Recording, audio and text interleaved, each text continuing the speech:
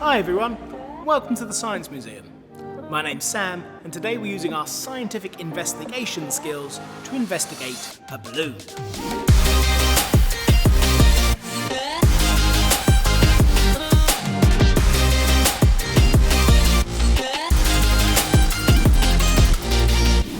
My friend Alexandra is in our show space with the balloon.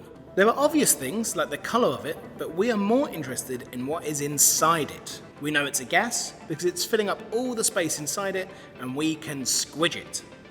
We can see that the balloon is floating in the air, and if Alexandra pushes it down, it comes back up. So this tells us it is lighter than air.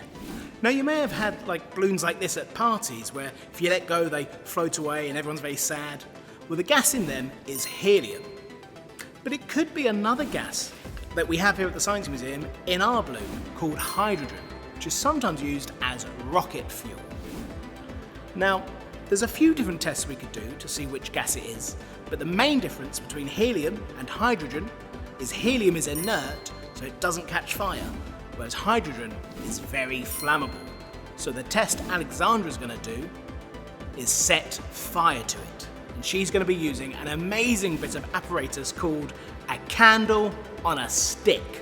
So Alexandra's going to make herself safe and then blow up the balloon. So now we know it's hydrogen and not helium. We can also see why hydrogen is used as rocket fuel. All that explosive power pushing our rockets up to space.